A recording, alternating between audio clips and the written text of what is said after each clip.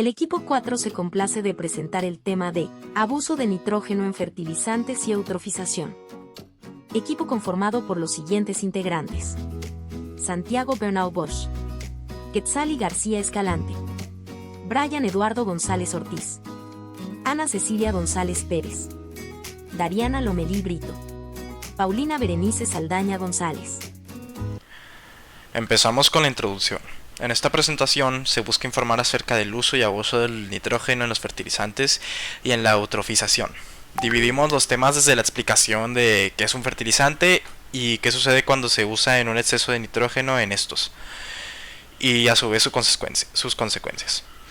También se intenta explicar la eutrofización, no solo hablando de sus desventajas, sino también de sus ventajas, para buscar concientizar e incluso informar de medidas preventivas sobre estos dos fenómenos que impactan al ambiente. Hola, yo soy Paulina Saldaña y el día de hoy voy a presentar el tema de fertilizantes y el uso de nitrógeno en ellos. Un fertilizante es una sustancia rica en nutrientes que se utiliza para mejorar las características del suelo, para un mayor desarrollo de los cultivos agrícolas. El uso de nitrógeno en fertilizantes es absorbido por las plantas para ayudarlas a crecer, pero si hay demasiado nitrógeno presente, lo cual sucede cuando se utiliza demasiado fertilizante, una parte de ese nitrógeno no vuelve a la atmósfera y en su lugar contribuye a la contaminación del medio ambiente. La forma en que las plantas utilizan el nitrógeno y este vuelve al medio ambiente es parte de un ciclo natural llamado el ciclo del nitrógeno. Los principales fertilizantes nitrogenados usados en la agricultura son la urea, el sulfato de amonio, el nitrato de amonio, el MAP y el DAP. La urea destaca como el fertilizante nitrogenado más utilizado en el mundo, aunque es la fuente de mayores pérdidas de nitrógeno que puede tener antes de ser absorbido por el cultivo. Hola, mi nombre es Ana Cecilia González Pérez y voy a hablar sobre el abuso de nitrógeno en fertilizantes. El primer punto es que un exceso de fertilización nitrogenada puede tener múltiples repercusiones en el ambiente.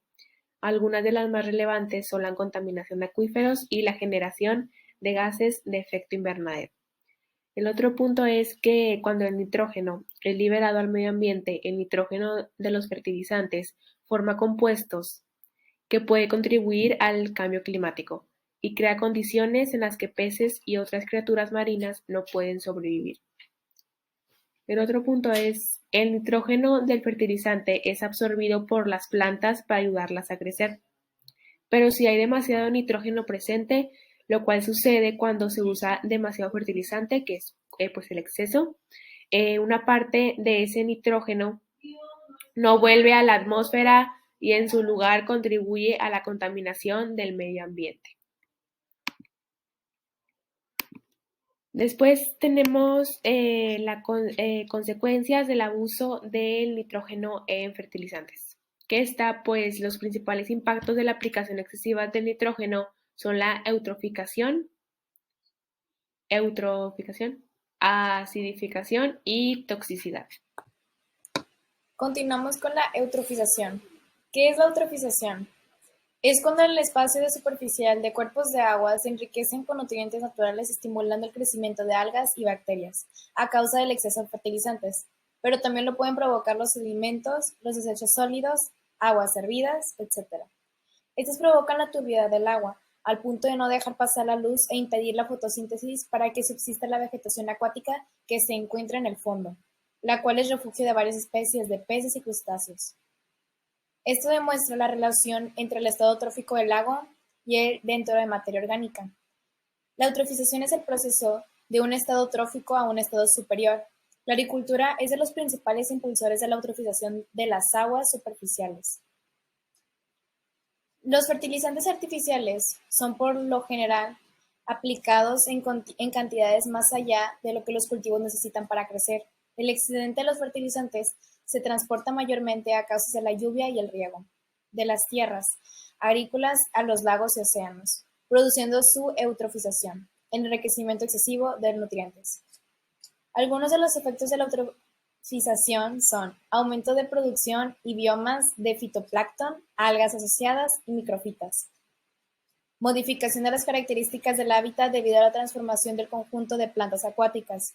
sustitución de especies cíticas deseables por otras menos cotizadas, producción de toxinas por determinadas algas, desoxigenación del agua, especialmente al finalizar la sustitución-proliferación de algas, lo que normalmente da lugar a mortalidad de peces. A continuación tenemos algunas imágenes que explican un poco la eutrofización. El siguiente punto, impacto en el ambiente. Como se mencionó al inicio de esta presentación, el nitrógeno puede ser beneficioso o perjudicial para el medio ambiente en concordancia a la cantidad que es usado, cosa que no es de extrañar, ya que como todo en la vida, algo en exceso es dañino. Los fertilizantes con esta sustancia incluida no son para nada algo que esté fuera de la regla anterior, y en breve les comentaremos las ventajas y las desventajas que su uso conlleva, así como después se mencionarán las medidas preventivas para su uso responsable. En ventajas y como primer punto tenemos la mayor producción por hectárea. Los fertilizantes químicos que cuentan con este elemento y incluidas otras sustancias mejoran los espacios y superficies disponibles para el trabajo agrícola. Debido a su alto aporte de macronutrientes, estos pueden fomentar mayores rendimientos por hectárea y ayudar a las plantas a desarrollarse a su máximo potencial. En la imagen vemos cómo se están usando fertilizantes con nitrógeno y con otras sustancias que ayudan a que abunde aún más el sembrío por hectárea. Obviamente, si se usa ya en conjunto con máquinas de la tecnología que actualmente poseemos, obviamente va a ser aún mayor la producción. El segundo punto a mencionar es el ajuste del suelo. Diferentes elementos del suelo, como niveles de acidez muy bajos o altos, el pH, se pueden ajustar mediante la aplicación o el uso de dichos fertilizantes que complementan otros productos químicos y procedimientos como el encalado, además de otros productos naturales y respetuosos con el medio ambiente. El uso moderado y consciente de sus productos ayuda a que los suelos agrícolas a preservar su calidad y fertilidad para los ciclos de producción frescos. Y ojo aquí, hay que estar atentos a la frase uso moderado y consciente, que es clave para entender el porqué de algo que tiene muchas ventajas puede también tener muchas desventajas. Ahí como se ve también se están usando las máquinas que ya mencioné anteriormente para el uso del fertilizante con nitrógeno, pero además se está haciendo un ajuste del suelo. ¿Por qué? Porque en muchas épocas, o también gracias a nosotros mismos por la lluvia ácida que producimos, el suelo, como dice al inicio, puede tener acidez muy baja o muy alta. Y esto con las sustancias del nitrógeno y otros elementos se puede ajustar para que el suelo esté perfecto para el sembrío. Como tercer punto tenemos la reacción a escenarios críticos de cultivo. Cuando surgen problemas graves en los cultivos y las plantas no parecen estar desarrollándose adecuadamente, los fertilizantes químicos pueden proporcionar una respuesta inmediata.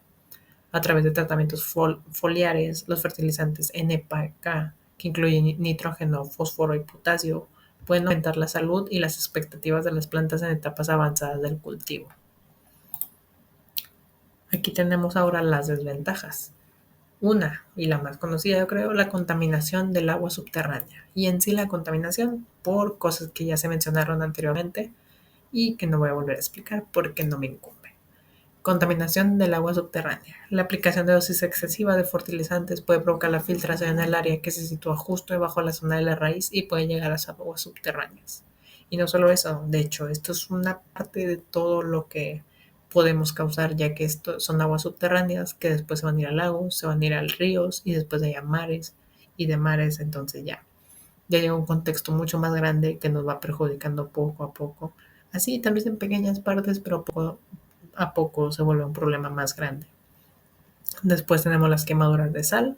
Estas quemaduras indican el uso excesivo de fertilizantes químicos. Los fertilizantes con un alto índice salino y los productos químicos como el nitrato de sodio son los que reciben más atención o seguimiento para evitar quemaduras de sal. Y como tercer punto tenemos el crecimiento excesivo. Debido a la aplicación excesiva e incontrolada de fertilizantes químicos, las proporciones y el crecimiento de las plantas pueden exceder los criterios típicos. Cuando se llega a este punto, la cosecha y la supervivencia de las plantas se ponen en peligro en lugar de mejorar la productividad, ya que aunque se vean mucho más grandes, mucho más abundantes, esto va a afectar mucho a las que estén al lado o a los próximos embrios, ya que esas van a crecer de manera tan exponencial que tal vez las siguientes no vayan a tener ni las medidas preventivas. Bueno, algunas medidas sencillas para evitar la eutrofización serían la reducción de la cantidad de fosfatos y nitratos en los vertidos con una utilización más eficiente de fertilizantes. También el menor uso de detergentes y no producir vertido de desechos agrícolas o ganaderas. De la misma manera también la aplicación racional de nitrógeno, debido a que para evitar el uso excesivo de fertilizantes, la tasa de fertilizante nitrogenado aplicado deberá calcularse en función del balance de nitrógeno de los cultivos. En él se tienen en cuenta las necesidades de plantas y la cantidad de N en el suelo. En número 2 tenemos la cubierta vegetal. En la medida de lo posible, el suelo debe estar cubierto de vegetación. Con ello se impide la acumulación de nitrógeno soluble mediante la absorción del nitrógeno mineralizado y se evita la lixiviación durante los periodos de...